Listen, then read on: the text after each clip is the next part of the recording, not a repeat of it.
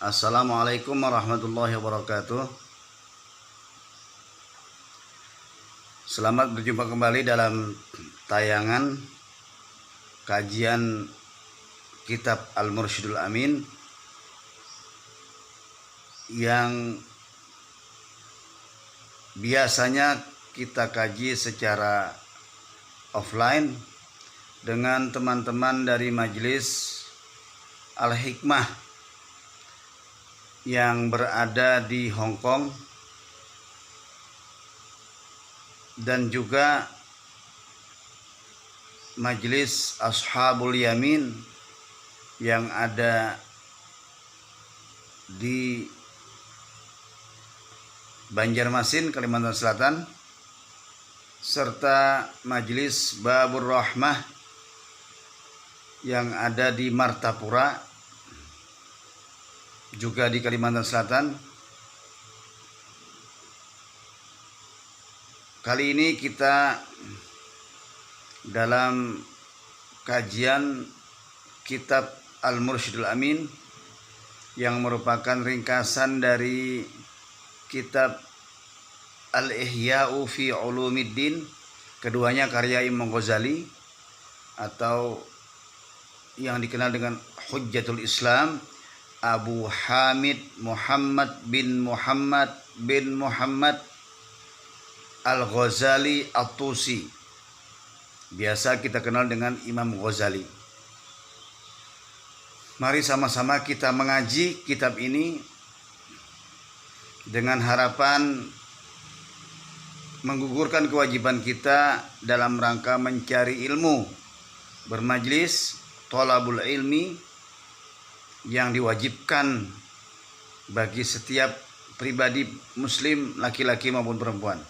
Mudah-mudahan kita dapat berkah dari kajian ini. Saya hanya bertugas membacakannya. Mudah-mudahan kita mendapatkan ridho dari Allah Subhanahu wa ta'ala. Amin Allahumma amin. Selamat menyaksikan. Dan kepada Majelis Al-Hikmah, Majelis Ashabul Yamin dan Majelis Babur Rahmah, silahkan menyimak. Kita mulai. Bismillahirrahmanirrahim. Alhamdulillahirabbil alamin. Wassalatu wassalamu ala asyrafil anbiya'i wal mursalin sayyidina wa maulana Muhammadin wa ala alihi wa sahbihi ajma'in. Subhanaka la ilma lana illa ma 'allamtana innaka antal alimul hakim. Wala haula wala quwwata illa billahil aliyyil azim. Adada kulli harfin kutiba yuktabu abadal abidin wa dahrad dahirin. Walhamdulillahi rabbil alamin, amma ba'd. Kembali kita dalam kajian kitab Al-Mursyidul Amin. Kali ini pada bab adab ketika sedang makan. Disampaikan oleh Al-Imam Ghazali rahimahullahu ta'ala anhu wa nafa'ana bihi wa bi'ulumihi fid darini amin. Hendaknya makan itu dimulai dengan membaca basmalah dan diakhiri dengan alhamdulillah. Itulah adab ketika kita sedang makan. Jangan lupa membaca basmalah atau bacaan bismillahirrahmanirrahim di awal makan kita, dan di akhir atau diakhiri dengan bacaan hamdalah atau kalimat alhamdulillahirabbil alamin, yang artinya adalah segala puji bagi Allah, pemilik semesta. Lalu Imam Ghazali melanjutkan, alangkah bagusnya jika pada setiap kali suapan membaca basmalah,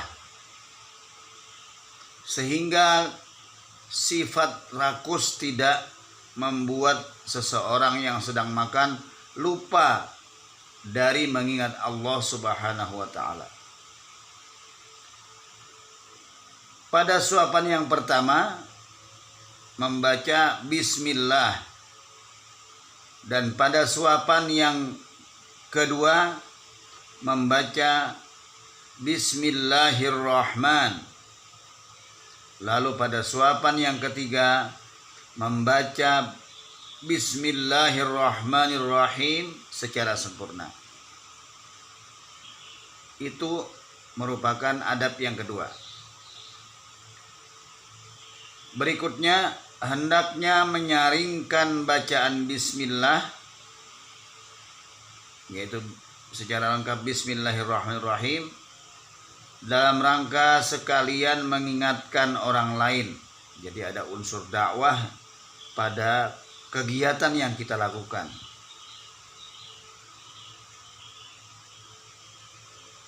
Kemudian hendaklah makan dengan tangan kanan, dimulai dengan garam dan diakhiri dengan garam.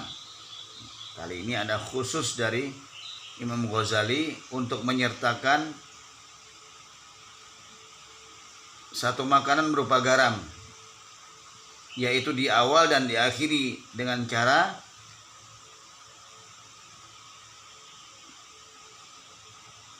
secara terpisah. Garamnya itu tidak larut dalam bumbu atau dalam kuah pada makanan. Inilah yang disunnahkan oleh Rasulullah Shallallahu Alaihi Wasallam, karena menurut penelitian garam yang dikonsumsi secukupnya secara terpisah dengan makanan, yakni tidak larut dalam bumbu atau sayuran atau kuah makanan, tidak akan menyebabkan penyakit, tetapi bisa menyebabkan lebih sehat kepada tubuh.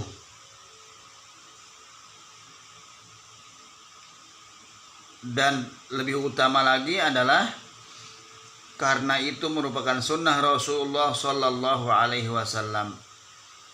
Tentunya tidak akan Rasulullah Sallallahu Alaihi Wasallam melakukan sesuatu yang dapat membahayakan tubuhnya. Dan itulah yang paling baik sebagai contoh bagi umat Rasulullah Sallallahu Alaihi Wasallam. Jadi setelah membaca basmalah juga dengan tangan kanan, lalu ada sunnah khusus, yaitu mencampurkan garam di awal makanan kepada makanan kita, tetapi garam itu terpisah dari bumbu, hanya garam saja. Dan diakhiri juga dengan garam, tentu saja dalam porsi yang cukup, tidak berlebihan. Sebab setiap sesuatu yang berlebihan tentu tidak baik bagi tubuh kita untuk dikonsumsi.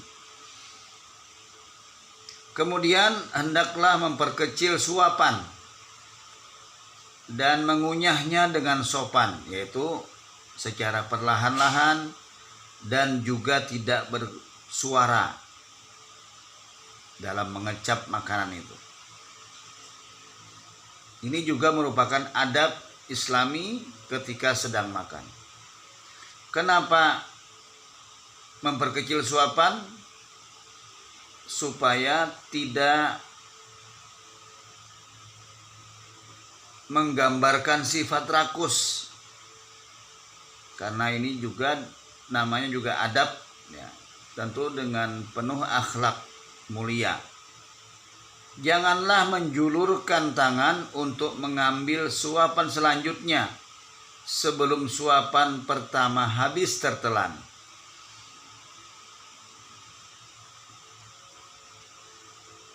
Itu adab selanjutnya.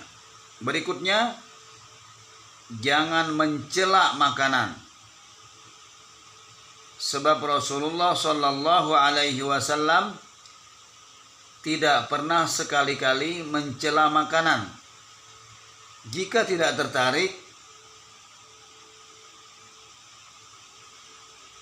beliau tidak memakannya. Kemudian hendaknya menyantap makanan yang ada di dekatnya kecuali buah-buahan.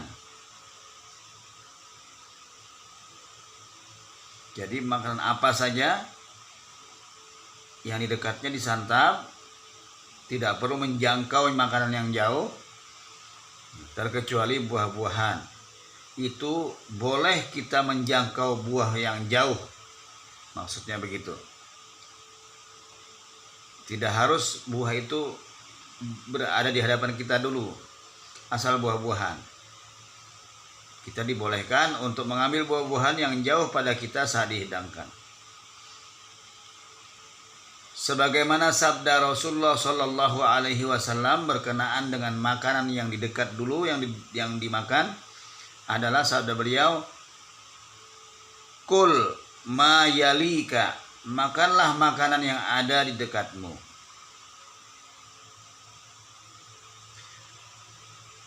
Hingga suatu ketika setelah beliau mengatakan hadis tersebut, beliau Shallallahu Alaihi Wasallam menjulurkan tangannya untuk mengambil buah-buahan. Lalu beliau ditanya oleh para sahabat mengapa melakukan hal itu. Kemudian beliau menjawab, makanannya tidak cuma satu macam saja. Itulah alasan beliau mengambil buah-buahan walaupun jauh. Dan ini juga sunnah Rasul Shallallahu Alaihi Wasallam untuk memakan buah, karena Rasulullah Shallallahu Alaihi Wasallam senang dengan buah-buahan. Ingat, tidak ada yang dilakukan Rasulullah Shallallahu Alaihi Wasallam kecuali yang baik untuk dirinya dan umatnya.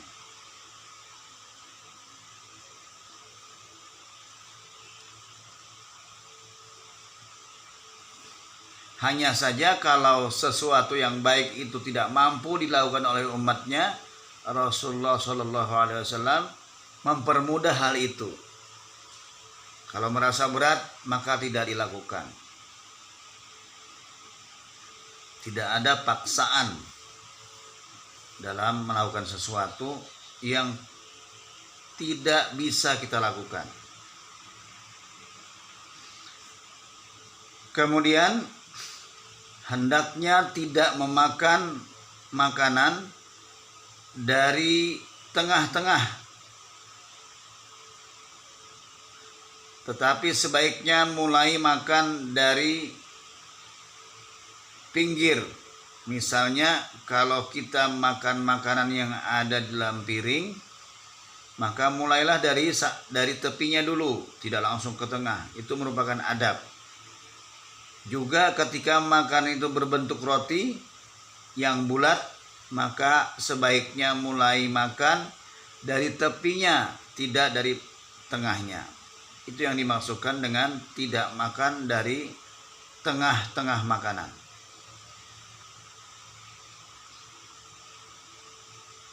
Lalu tidak memotong makanan, baik roti maupun daging, dengan pisau.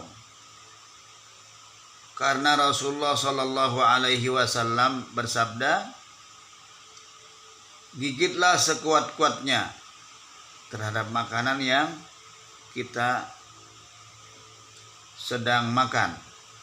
Jadi di sini titik tekannya adalah jangan menggunakan benda lain untuk makanan itu. Kalaupun harus memotong, jangan menggunakan pisau, karena Rasulullah Shallallahu Alaihi Wasallam melarangnya. Beliau mengatakan gigitlah sekuat-kuatnya. Nah, bagaimana dengan keadaan sekarang? Sudah biasa kita memotong kue dengan pisau, walaupun pisau plastik misalnya. Nah, hal itu sudah menjadi adat dan itu yang jelas bukan sunnah Rasul. Apakah kita berdosa memotong makanan dengan pisau? Saya tidak bisa menyatakan itu berdosa, tapi saya hanya bisa menyatakan itu bukan sunnah Rasul. Kalau kita tidak mampu melakukannya, misalnya dengan hanya menggigit, sudah tidak terbiasa, misalnya makanannya itu digigit untuk memisahkan satu makanan, sudah tidak umum, atau makanan itu tidak bisa kita pisahkan dengan cara menggigitnya, karena misalnya kita kesulitan, gigi kita tidak kuat. Sekali lagi, untuk hal-hal yang memberatkan bagi umatnya, Rasulullah Shallallahu Alaihi Wasallam tidak pernah memaksakannya. Berkaitan dengan sunnah, hukumnya tidak selalu wajib dilakukan. Ya. Hanya saja mengikuti sunnah lebih baik daripada tidak mengikuti sunnah. Sebagaimana sabda Rasulullah Shallallahu Alaihi Wasallam, "Faman raghiba an sunnati, falaysa minni." Barang siapa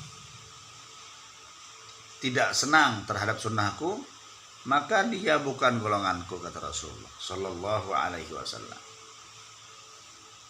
Walaupun hadis itu berkaitan dengan pernikahan, an-nikahu min sunnati dan seterusnya, tapi secara umum dapat kita ambil bahwa kalau tidak senang sunnah, itu bukan golongan Rasulullah. Tetapi tidak senang terhadap sunnah ini bukan berarti tidak sekedar tidak melakukannya, tetapi tidak senang itu artinya benci kepada sunnah Rasul Sallallahu Alaihi Wasallam. Kemudian disebutkan pula oleh Imam Ghazali, tidak meletakkan piring atau yang lainnya di atas roti kecuali peralatan makanan.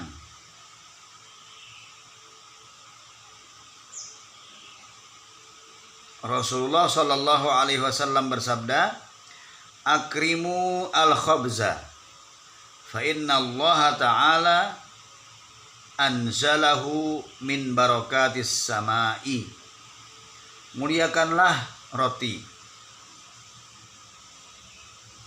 karena Allah Subhanahu wa Ta'ala menurunkan roti itu sebagai bagian dari keberkahan-keberkahan langit.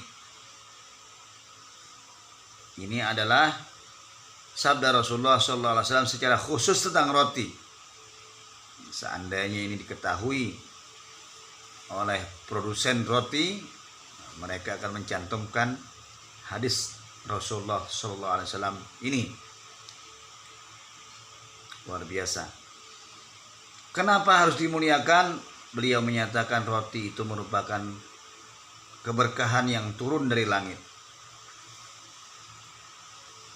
Karena roti berasal dari gandum, gandum tumbuh di tempat yang subur, yang disirami oleh air hujan dari langit.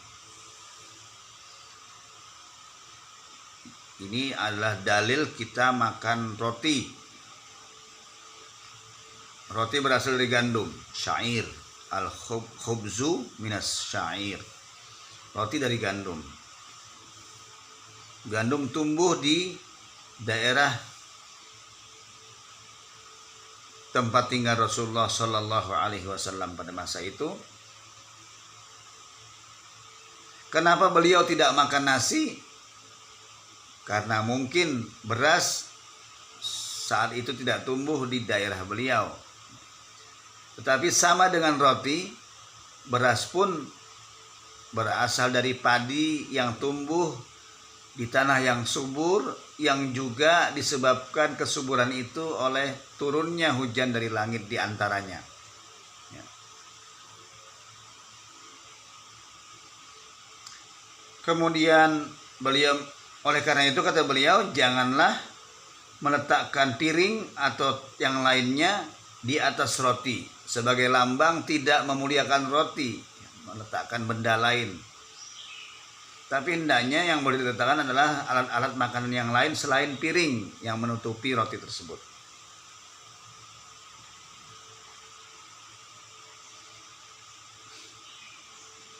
Lalu janganlah mengusap tangan dengan roti.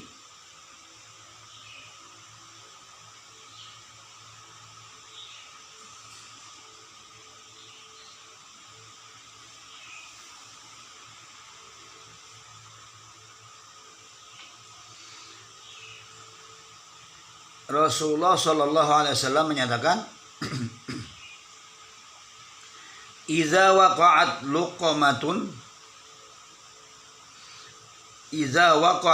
luqmatu ahadikum falyakhuzha wal yumit maka nabiha min azad wala yada'uha lisyaitani wal ya'id asabi'ahu. Apabila suapan salah seorang dari kalian terjatuh, hendaklah dia mengambilnya dan membuang kotoran yang menempel padanya. Jangan membiarkannya dimakan setan, dan hendaknya melumat jari jemarinya seusai makan. Jadi yang dimaksudkan dengan kalimat jangan mengusap tangan dengan roti adalah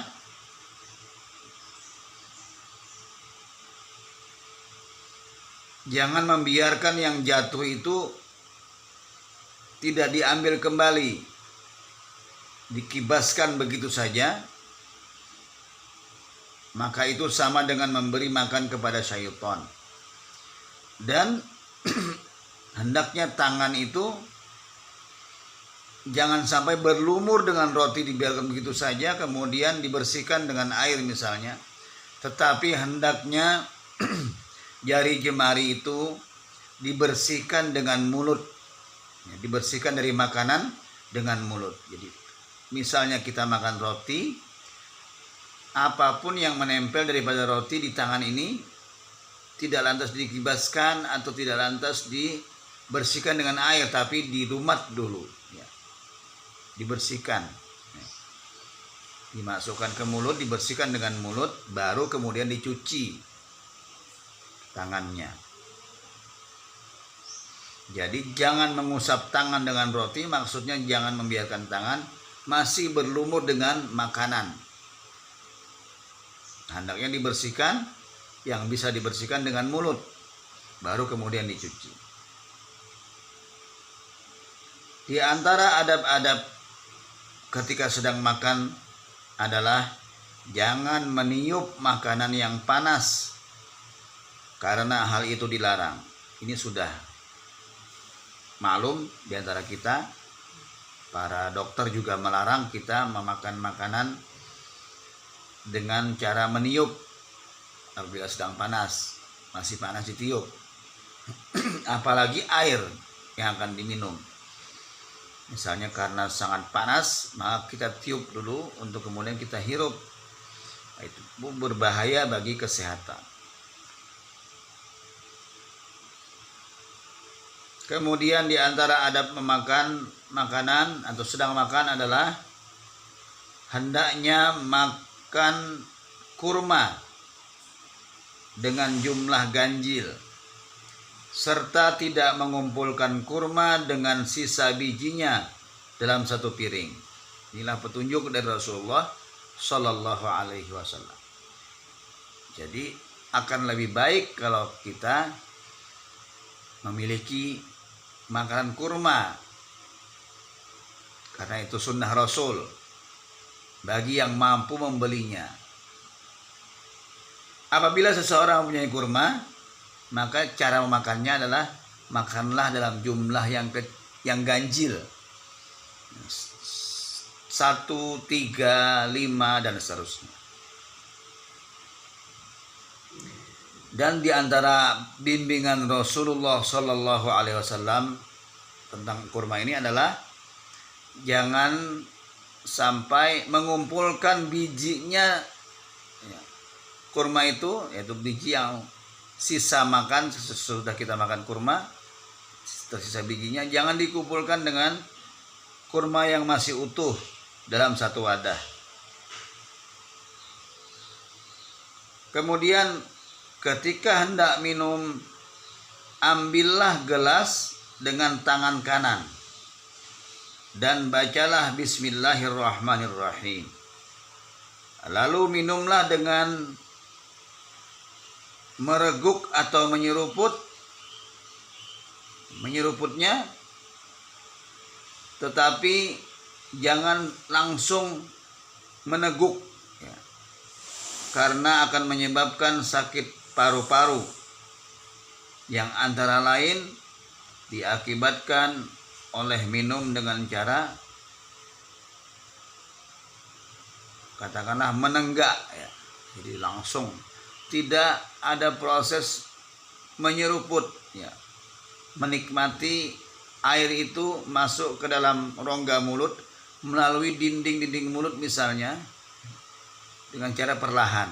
Itulah adab ketika sedang minum.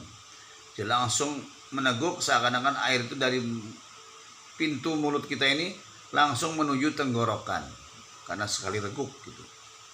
Maka harus menyeruput karena berbahaya bagi kesehatan. Dan sesudah minum hendaknya membaca bacaan yang khusus dari Imam Ghazali, tentu dari Rasulullah Shallallahu Alaihi Wasallam sebagai perbendaharaan kita, yaitu bacaan sesudah minum, Alhamdulillah allazi ja'alahu azban furatan birahmatihi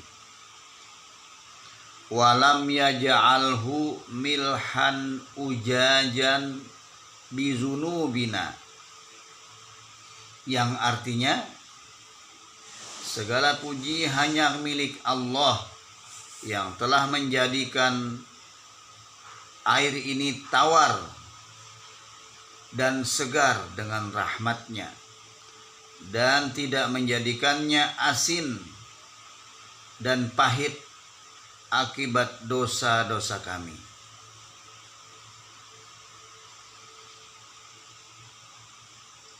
Setiap minuman yang dikonsumsi bergiliran, ini apabila orang minum dalam satu gelas, harus diputar dari arah kanan. Jadi kalau kita minum bersama misalnya, maka dalam satu gelas maupun dalam gelas-gelas yang lain, secara memutar misalnya hendaknya dari arah kanan dulu, tidak dari arah kiri. Itu salah satu adab minum. Itu pun juga berarti ketika kita menghidangkan minuman kepada para tamu, hendaknya diutamakan di sebelah kanan dulu, sesuai sunnah Rasulullah Shallallahu Alaihi Wasallam. Ini nampaknya baru nih ya, dipraktekkan, tidak, maksudnya tidak sering kita praktekkan.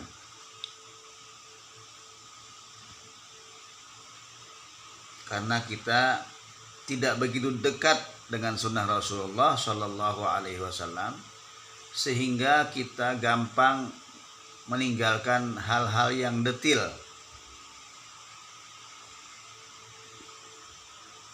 Dan juga hendaknya diminum setelah kita memutar dari arah kanan ya, hendaknya diminum dalam 3 kali nafas. Jadi 3 kali regukan, setiap regukan bernafas sambil mengucap hamdalah pada nafas yang ketiga. Dan membaca basmalah pada nafas yang pertama. Jadi ketika akan minum yang pertama, misalnya kita menyeruput begitu, bismillah, sebelumnya bismillahirrahmanirrahim. Kemudian sudah minum, sambil bernafas juga baca alhamdulillah. Minum lagi alhamdulillah lagi, minum lagi alhamdulillah. Jadi di sela-selanya ada bacaan alhamdulillah dalam 3 minuman ya, 3 kali hirupan. Itu ketika minuman yang dikonsumsi secara bergiliran, diputar dulu arah kanan. Misalkan giliran saya nih, kemudian teman saya yang sebelah kanan, lalu sebelah kanannya lagi sampai memutar. Tapi cara minumnya adalah membaca bismillah dulu, baru minum sekali hirupan, berhenti untuk membaca alhamdulillah, sekali lagi berhenti untuk membaca alhamdulillah, sekali lagi berhenti untuk membaca alhamdulillah, kemudian diteruskan. kalau minum bersama. Dan itu juga berarti adab kita minum adalah membaca bismillah, kemudian minum sekali, alhamdulillah, minum sekali, alhamdulillah, sekali lagi, alhamdulillah. Itulah cara minum Rasulullah Shallallahu Alaihi Wasallam. Saat ini nih sudah sedang viral nih videonya, disebarkan kemana-mana. Yaitu cara minum Rasulullah, diantaranya disampaikan oleh Al-Habib Omar bin Hafiz bin Syekh Abu Bakar bin Salim, seorang ulama besar dari Hadramaut, dan juga video dari kutipan ceramah Syekh Mutawalli Sya'rawi, seorang ulama terkemuka di Mesir pada masanya. Itu sangat baik bagi kita mengajarkan cara minum Rasulullah Sallallahu Alaihi Wasallam.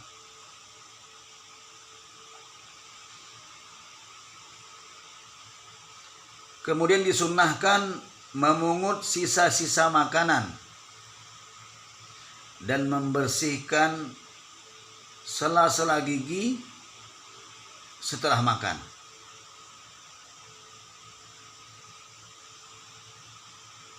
Disebutkan bahwa orang yang menjilat piring dan meminum sisa airnya pada gelas maksudnya akan mendapat pahala senilai pahala memerdekakan budak.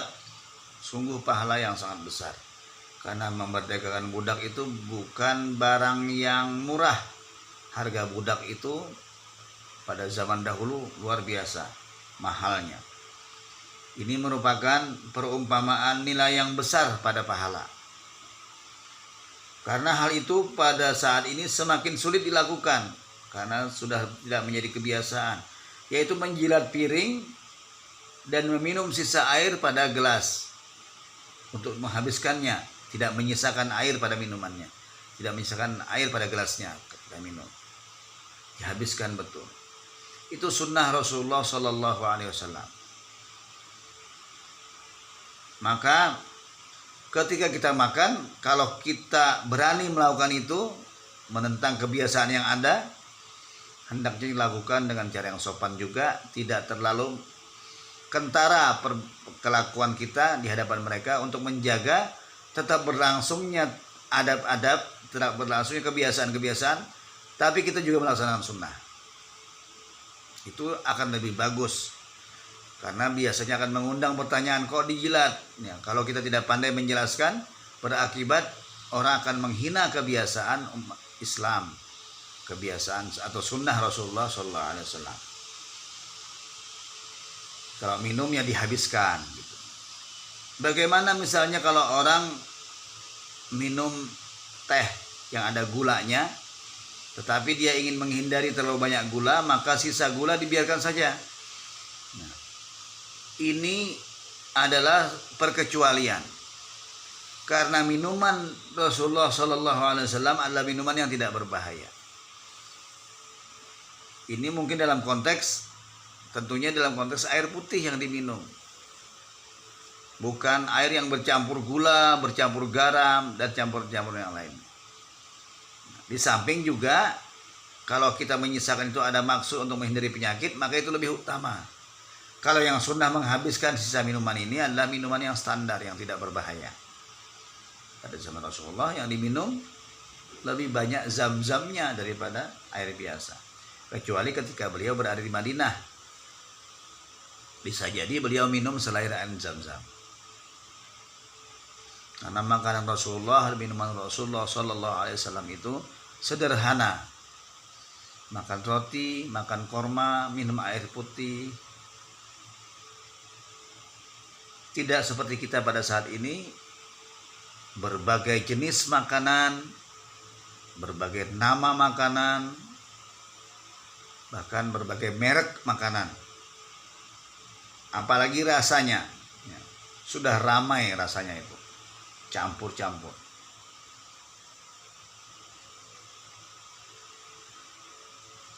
Maka hal itu mendapat pahala besar dengan menjilat sisa makanan di piring atau tempat makanan, atau meminum sisa air. Itu adalah sunnah Rasulullah Shallallahu Alaihi Wasallam. Hal ini akan lebih mudah kita lakukan ketika kita makan bersama keluarga di rumah. Apalagi pada saat-saat ini, pada masa pandemi corona ini,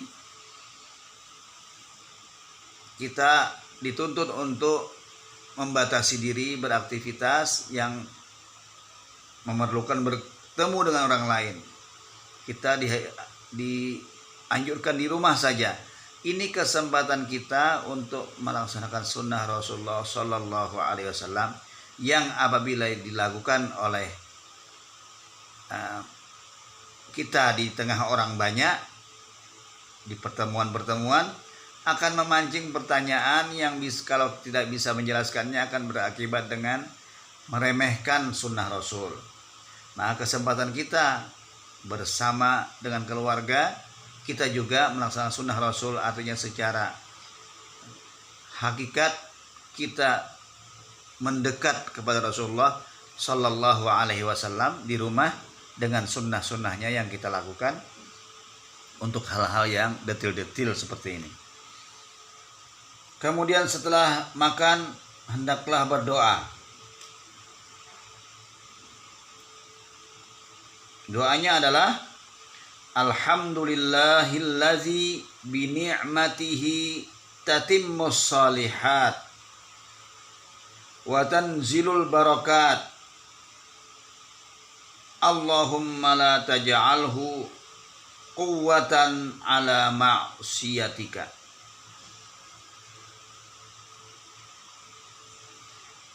Artinya, segala puji hanya milik Allah, yang dengan nikmat Allah kenikmatan dan kebaikan menjadi sempurna, dan banyak keberkahannya yang turun. Ya Allah, janganlah Engkau jadikan makanan ini menghasilkan kekuatan untuk bermaksiat kepadamu.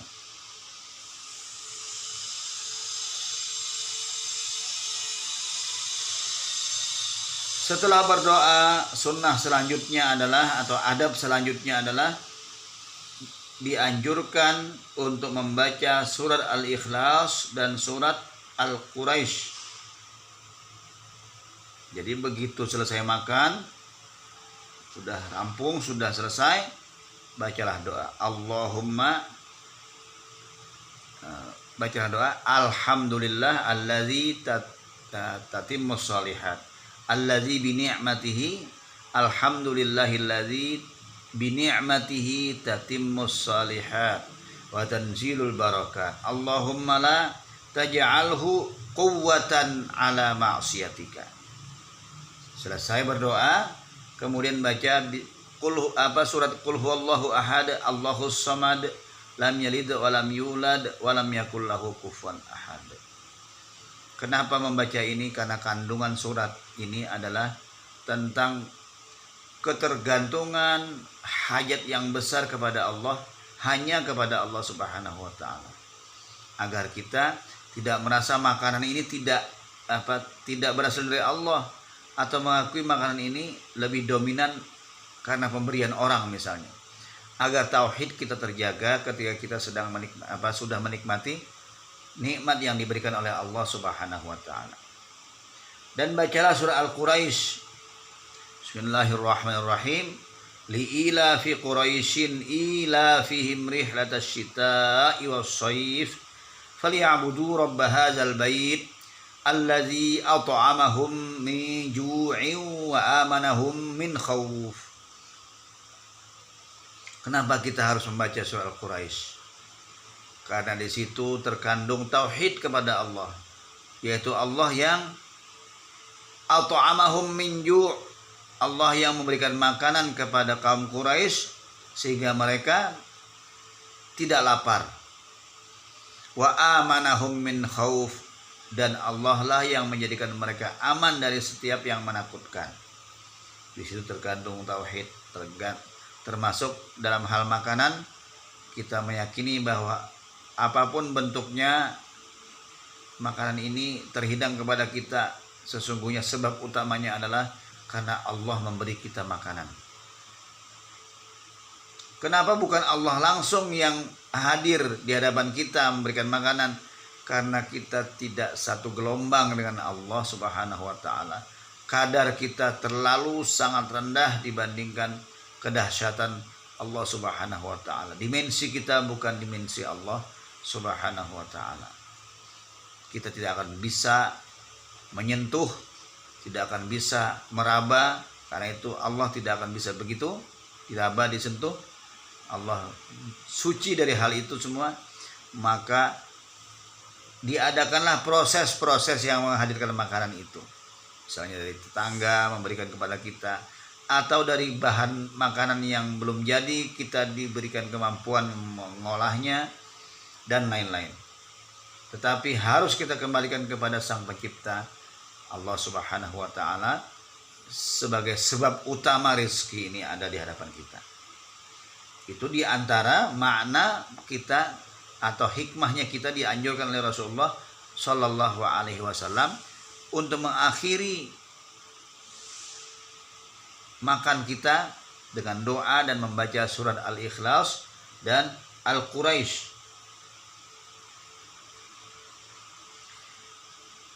Lalu ada berikutnya adalah jangan langsung beranjak berdiri sebelum makanan dan meja makan atau tempat makan selesai dirapikan. Jangan langsung ditinggalkan.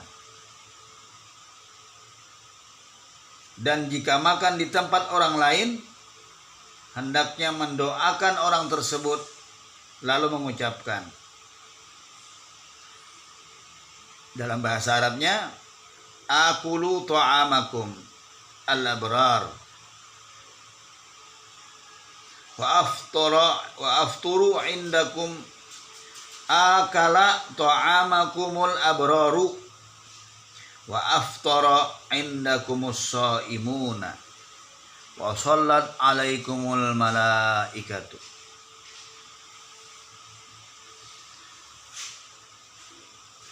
Yang artinya orang-orang yang baik telah memakan makanan kalian. Orang-orang yang berpuasa telah berbuka di tempat kalian. Dan para malaikat berdoa memintakan ampunan untuk kalian. Disunnahkan juga membaca Alhamdulillahillazi at'amana wa saqana wa kafana wa awana sayyidana wa maulana.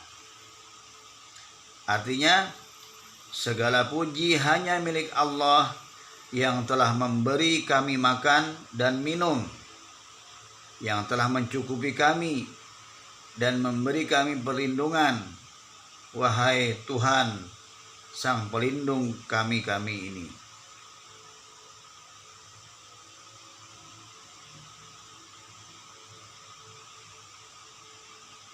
Jadi saat kita berdiri untuk meninggalkan jamuan makan, ucapkan di tempat orang lain, maka diucapkanlah sebuah doa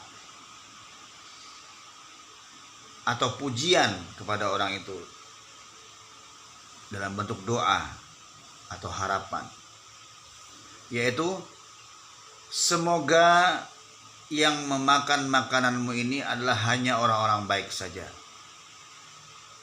dan semoga makanan-makanan yang ada di tempat kalian ini menjadi tempat berbuka bagi orang-orang yang sedang beribadah puasa.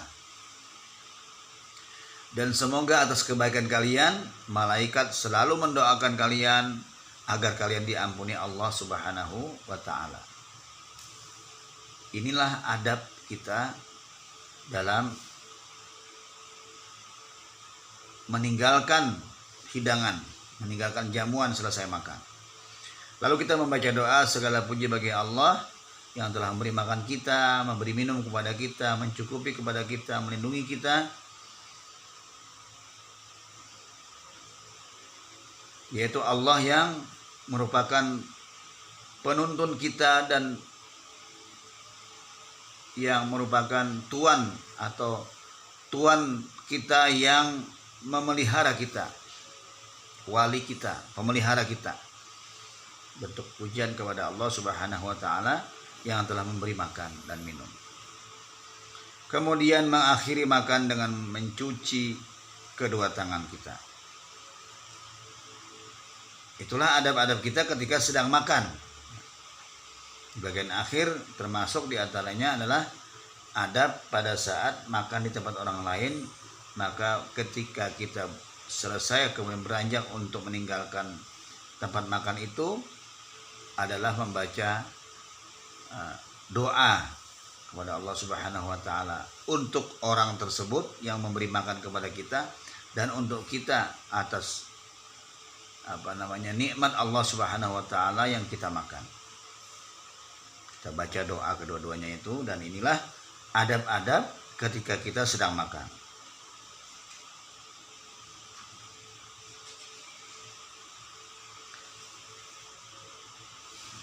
Saya cukupkan dulu sampai di sini kajian kita. Mudah-mudahan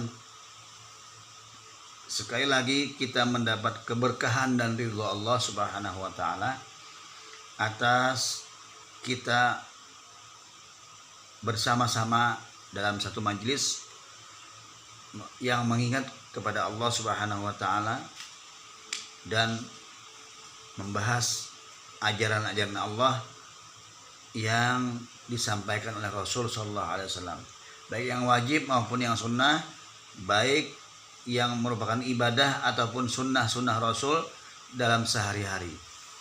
Semoga hal ini bermanfaat dan mencerahkan kita semua untuk senantiasa ingat kepada Allah dan juga mendekati Rasulullah Sallallahu Alaihi Wasallam sedikit demi sedikit melalui sunnah-sunnah yang beliau contohkan. Secara perlahan-lahan kita ikuti sampai akhirnya menjadi terbiasa kita dengan melakukan sunnah Rasulullah Sallallahu Alaihi Wasallam dalam setiap aktivitas kehidupan kita.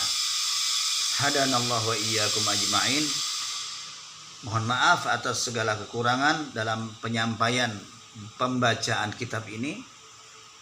Terima kasih atas perhatian semuanya, terutama kepada kawan-kawan di Majelis Ta'lim Al-Hikmah Hong Kong, Majelis Ta'lim Ashabul Yamin Banjarmasin, dan juga Majelis Ta'lim Babur Rahmah di Martapura, Banjarmasin dan Martapura di Kalimantan Selatan.